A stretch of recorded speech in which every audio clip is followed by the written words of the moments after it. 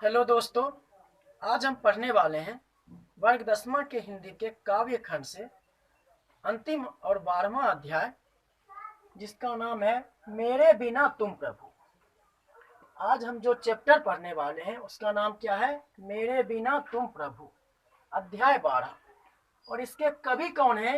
रेनर Maria Rilke. इसके कवि कौन है? रेनर मारिया रिल्के, जिनको हम जर्मन कवि भी कहते हैं। जर्मन कवि को क्या कहा जाता है? जर्मन कवि। आइए इनके बारे में सामान्य परिचय करते हैं। इनका जन्म 4 दिसंबर 1875 ईस्वी प्राग ऑस्ट्रिया, जो वर्तमान में अब कहाँ है? जर्मनी में आता है। इनका जन्म कहाँ हुआ था? 4 दिसंबर 1875 ईस्वी को प्राग ऑस्ट्रिया में, जो वर्तमान समय में जर्मनी में आता है।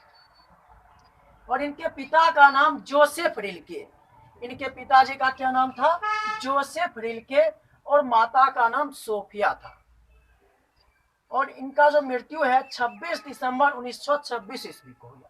कब? 26 दिसंबर 1926 ईस्वी को। इनका मुख्य रचना एडवेंट, लाइफ एंड सॉन्ग्स, ये दो बहुत ही फेमस है, जो एग्जाम्स में अक्सर आते रहता है। एक एडवेंट और लाइफ एंड सॉन्ग्स कई बार आ चुका है। और सबसे इंपॉर्टेंट बात यह है इस चैप्टर का कि यह जो कविता है जर्मन कवि ने लिखा है, तो वो अपने भाषा में लिखे होंगे, जर्मन भाषा में। तो इसका हिंदी रूपांतरण, हिंदी अनुवाद जो किए हैं धर्मवीर भारती ने किए हैं। किसने किया हिंदी अनुवाद? धर्मवीर भारती। परीक्षा में कई बार आ चुका है धर्मवीर भारती। मेरे बिना तुम प्रभु, इस कविता का हिंदी अनुवाद किसने किया है? धर्मवीर भारती ने। तो इतने सारे ऑब्जेक्टिव आपको याद रखना है कि मेरे बिना तुम प्रभु के कवि कौन है? रेनर मारिया रिल्के। इनको जर्मन कवि भी कहते हैं। और इस कविता का हिंदी अनुवाद किसने किया है? धर्मवीर भारती ने। हिंदी अनुवाद किसने किया है? धर्मवीर भारती।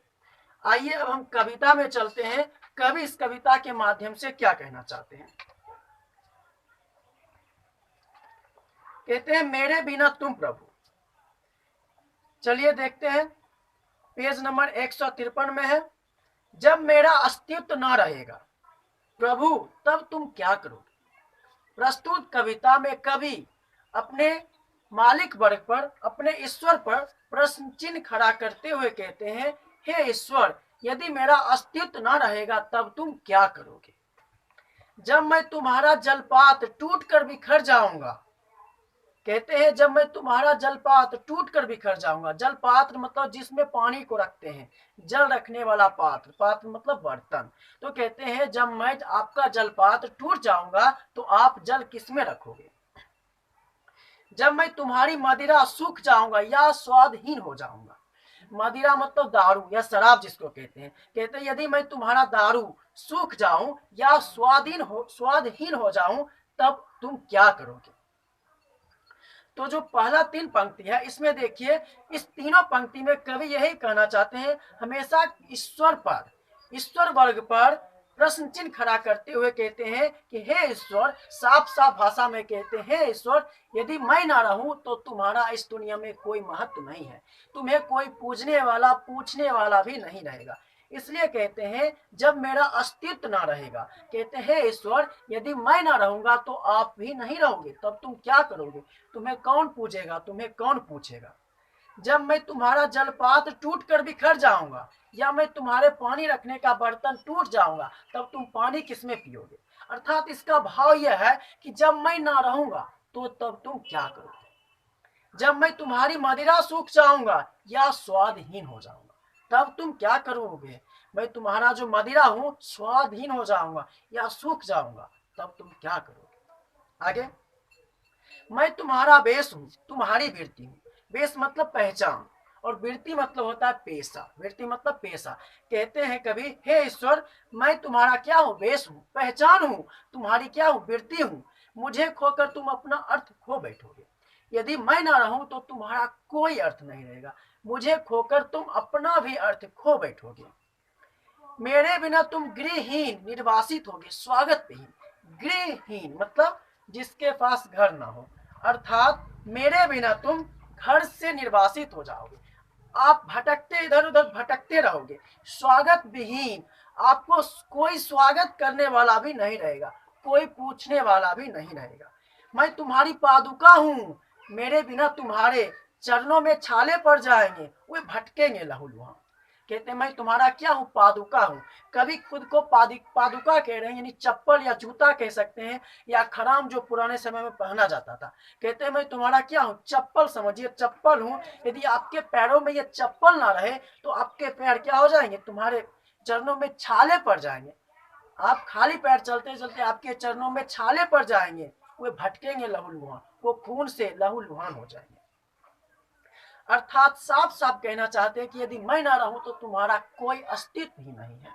आगे देखिए, तुम्हारा शानदार लवादा गिर जाएगा। ये जो तुम्हारा शानदार लवादा है, पहचान है, वो तुम्हारा शानदार लवादा क्या होगा, गिर जाएगा। लवादा का सामान्य अर्थ होता है चोगा। कहते तुम्हारा जो ये शानदार चोगा है, इतना बड़ी अभिभूति है, सारी आपकी अभिभूति क्या हो जाएगी, समाप्त हो जाएगी। तुम्हारी कृपा दृष्टि जो कभी मेरे कपोलों पर, बहुत इंपॉर्टेंट, कपोल मतलब क्या होता है, गाल। कपोल जो है उसका मतलब क्या होता है, गाल।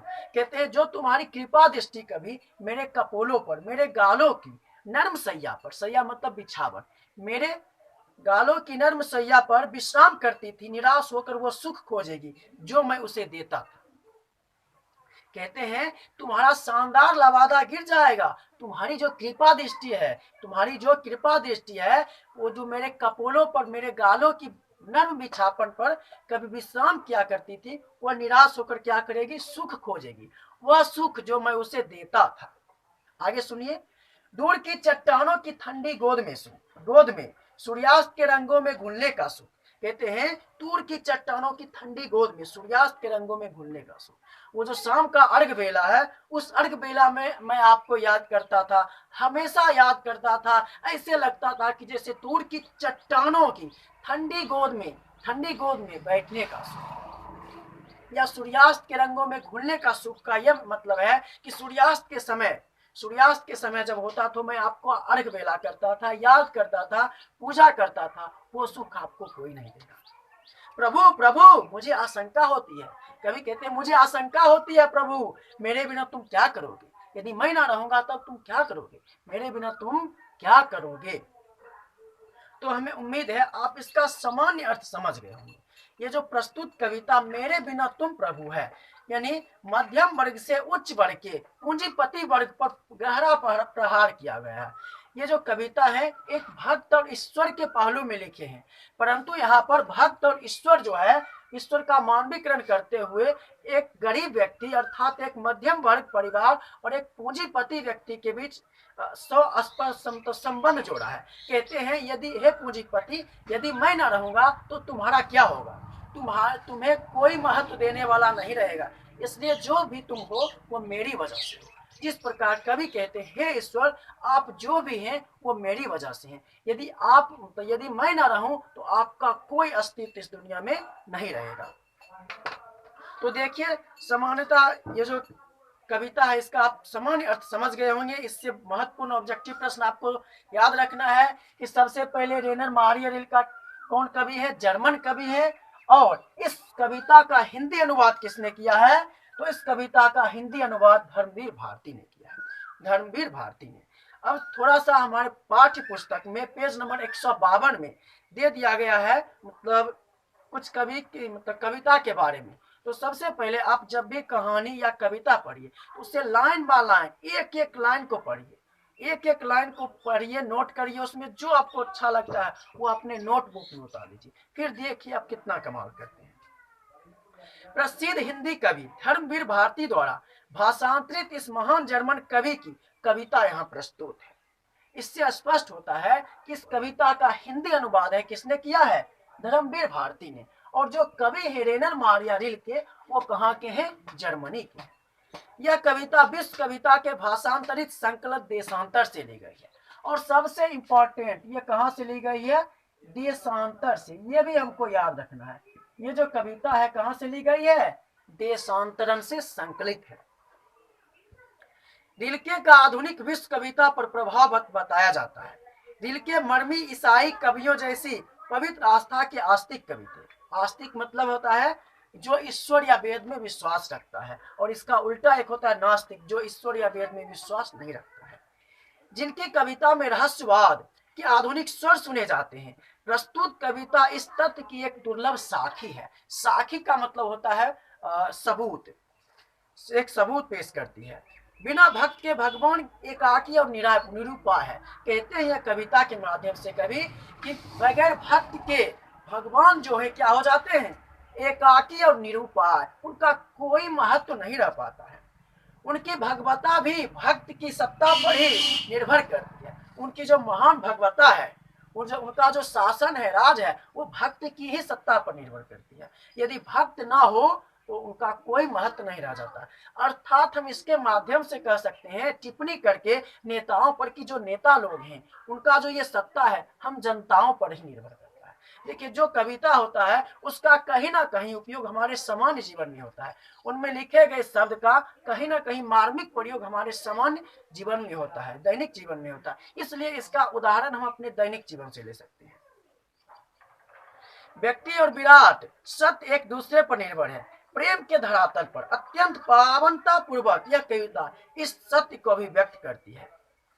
तो हमें उम्मीद है इस कविता का सामान्य अर्थ आप समझ गए होंगे। इससे बनने वाले सारे ऑब्जेक्टिव प्रश्न को आप समझ गए होंगे। और यदि आपको फिर भी कोई समस्या हो तो आप हमें कमेंट करके पूछ सकते हैं।